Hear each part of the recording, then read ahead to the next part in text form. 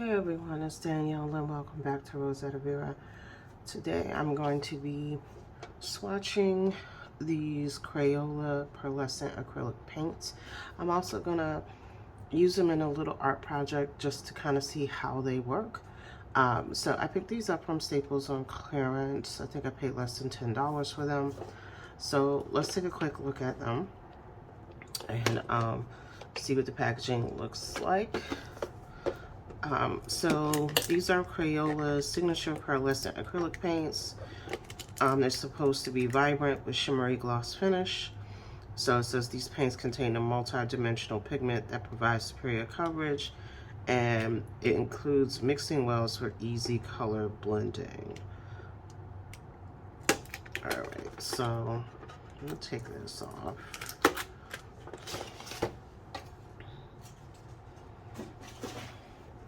So this is a decorated tin. It has a nice little art print on the front of a butterfly wing, I believe that is. And inside you have 16 tubes of acrylic paint. Here's your mixing wells they talk about. I'm probably not going to use those because I don't want them to get dirty in here. So let's take out one of the tubes. Alright, so at first glance, there is 0.41 fluid ounces in each tube, which is 12 milliliters. Is that right? Can't be. Maybe. And the paints have color names. So this is red. You have to poke them open. You can poke them open with the top. So you have red. This is orange. Orange circuit. No. Circuit, I think that says. We have golden yellow. We have yellow green. Emerald. Aqua green,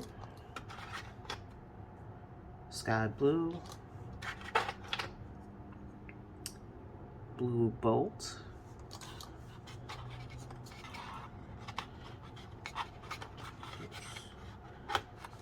oh, come out.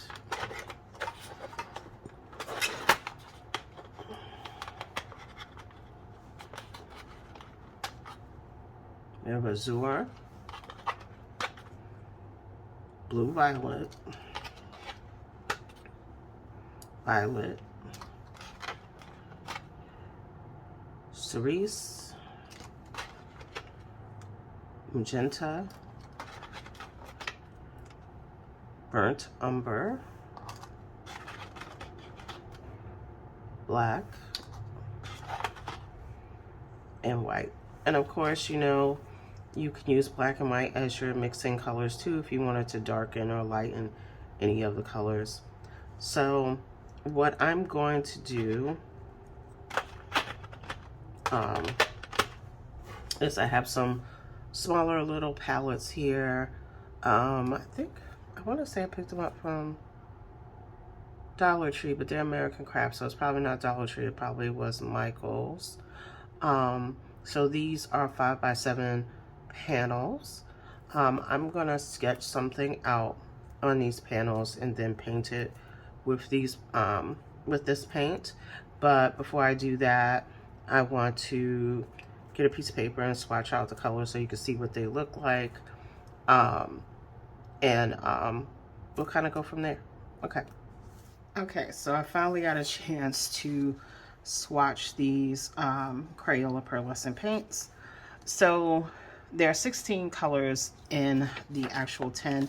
I actually took my tin, took the insert out because it was really hard to keep everything in the insert, because when I would try to put the tubes back in, they would you would have to kind of twist them into the insert, which means they would be open. So I just took the insert out. I didn't see myself using the wells. And after putting these on my palette and kind of ruining one of my palettes, I think when I do use these, I'll just use like a paper plate as a palette. So let's get to the swatches. So I swatched them in alphabetical order by their name. So the first color we have is aqua green. Then we have azure. We have black, blue bolt, blue velvet, burnt umber, cerise, which is like cherry, emerald, golden yellow, magenta, orange circuit, red, sky blue. Actually, you know what? Let me go back. Blue velvet. That's actually not blue velvet. It's blue violet. I didn't have my glasses on when I typed this up. So that's blue violet. So where were we? We were at red, sky blue, violet, white, and yellow green. So there is a pearlescent finish on them. You can see it a little bit in the swatches. This is regular copy paper. So because this was regular copy paper, I wanted to kind of play with the paint on an actual canvas to get an idea like how they dry down and all of that. So painting is not my primary skill, but I did this little painting. I call it a warm place. That's supposed to be a woman under the hair dryer at the beauty salon. So I'll say, working with this, there's a lot of layers here. Some of them got a little chunky. You can see that here. Originally, when I was painting this was kind of like a landscape, but the colors weren't blending the way I wanted them to. So I kept going over them, kind of making the paint a little chunky to get a little texture. And then finally went over it with a wash of white to kind of get that mirrored effect. And same thing, the background was magenta. It was a little too dark, so I kept watering down the magenta, and then when that didn't get me as light a pink as I was hoping for, I mixed it with a little white. That still wasn't where I wanted it, so then I wound up just making a whitewash and kind of going over that to kind of brighten up the dark magenta a little bit. So I'm going to say this is a work in progress. I'm still debating whether or not I want to use my acrylic paint pens just to add a little more detail, because originally when I sketched out the picture, there was detail in the face, there were details in the bottles, but as I was working on this, kind of watching a movie and doing it, I kind of made it a little less detail and just more shapes and kind of like hinting at the shape of things I was trying to do. The paint is a little streaky. You can see that in the couch cushions. I was using violet to do the couch cushions, and you can see that it is a little streaky there. I used, what was I using here? The cerise for the cape. And you can see how I wasn't really getting a lot of even texture here. So you can see some of the streakiness there. But I also want to say, like, this is hobbyist paint. This is not high quality acrylic paint. And I think for the fact that this is just Crayola paint, it worked pretty decently. I was able to convey the image that I had in my head when I started thinking about putting this together. I will say the pearlescent part, I don't think comes through as strong when you actually paint a piece. I think you see it in the mirrors because I was doing so many layers of it. I think it just built up, but I don't think you see it as well in the other places in the picture. I don't think you get that sheen of the paint.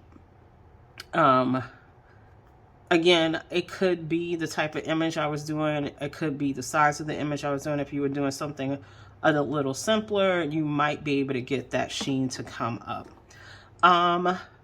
That being said, you know, this was an enjoyable experience. Like I said, painting is not one of my primary skills. It's not something I do a lot. My daughter's the painter in the family, and I can't remember the last time I painted something. It's probably been over a decade. So to me, to get here where I'm like, this was kind of where I was going. Like I could see in my brain where I was going. To me, that's pretty decent.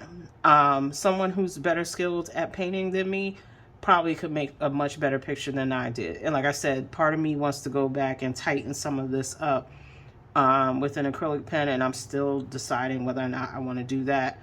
But yeah, so I normally don't show any works. I just show you supplies, but I felt this was one of the places where I needed to show you something to see how it works, that swatches weren't enough. Again, I bought this set on clearance at Staples. I'm trying to think. I don't think it's available on Crayola online anymore. You may actually have to kind of look for this on Amazon or go to Staples like I did. But like I said, I think it was a nice, I think it took me maybe an hour to paint this.